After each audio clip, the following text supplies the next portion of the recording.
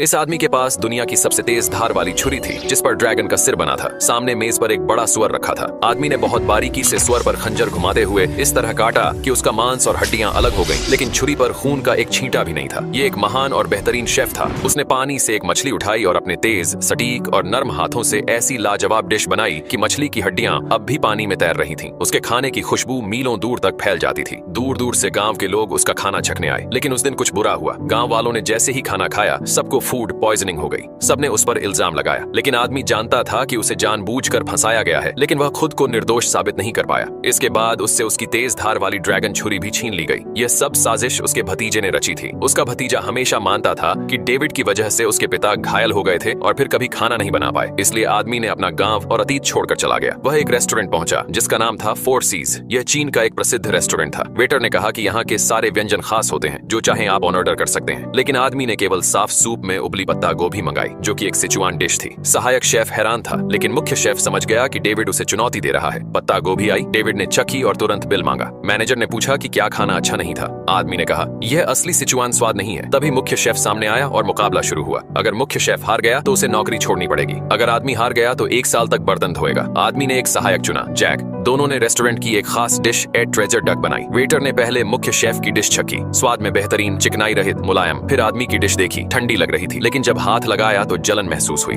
आदमी ने बताया, उसने डक के ऊपर चीनी की परत चढ़ा दी थी, जिससे डिश गर्म बनी रही। डक अभी भी पक रही थी। इस डिश में उसने एक बार भी चाकू का इस्तेमाल नहीं किया था, क्योंकि बतख का मांस ठंडी प्रकृति का होता है। चाकू लगते ही वह सख्त हो जाता। हड्डियां जैक की आंतरिक शक्ति से तोड़ी गई थी। वेटर ने जैसे ही एक टुकड़ा चखा, वह हैरान रह गया। मुख्य शेफ ने भी खाया, चेहरा बदल गया और उसने बिना कुछ कहे इस्तीफा दे दिया। तभी निना को पता चला कि आदमी उसके पिता का पुराना शिष्य था, जो अब फोर सीज का नया मुख्य शेफ बन गया। जैक सहायक बनने को तैयार नहीं था। उसने डेविड को चाकू की कला में चुनौती दी। जैक की स्पेशल डिश थी पफर फिश, जिसे बनाना बेहद मुश्किल होता है, क्योंकि जरा सी गलती जानलेवा हो सकती है। जैक ने यह डिश बड़ी आसानी से बनाई। उसकी चाकू चलाने की कला लाजवाब थी, लेकिन जब उसने आदमी की बनाई डिश देखी तो उसके होश उड़ गए।